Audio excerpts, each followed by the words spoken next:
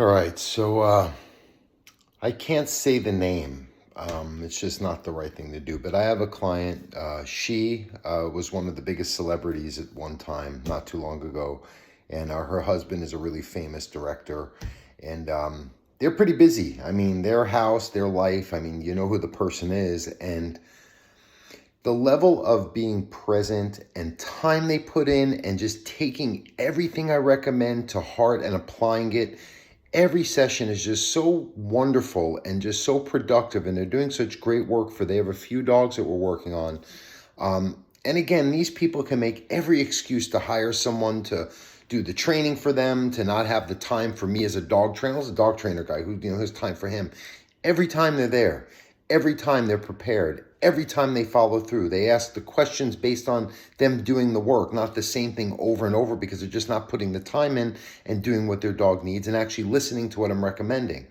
And then I get some people who are just, again, life is hard, life is busy, everyone works hard, but these people are not this level. I'm not that level, right? And they give me every excuse why they don't put the time in, why they this, why they that. And it's like, just do the work.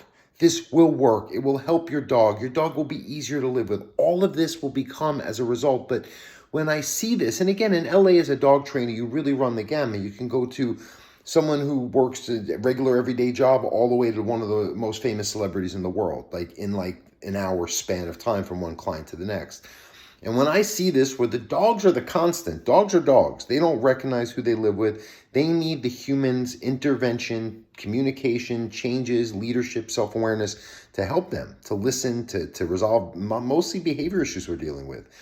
And again, when I see these people, maybe they'll let me say their name, who they are down the road, but when I see them doing such work, and the sessions are always, I leave those sessions feeling like blessed that I can do this for a living. Like, that's what this is about. Like, our class today went like that. If anyone who came to group class, that's what this should be about. It should not be your dog trainer steam coming out of his big head because he's so frustrated people are not listening one week after the next, and he feels terrible that people are spending all this money on something to just hear me repeat myself because they're not putting in the work, they're not making the changes, and they're not forcing themselves to become self-aware for what their dogs need.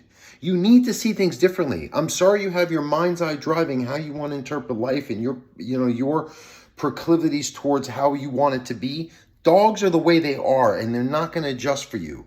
So you got to step out of yourself and see what they see, especially if you're dealing with an issue, because that's kind of why they're happening in the first place.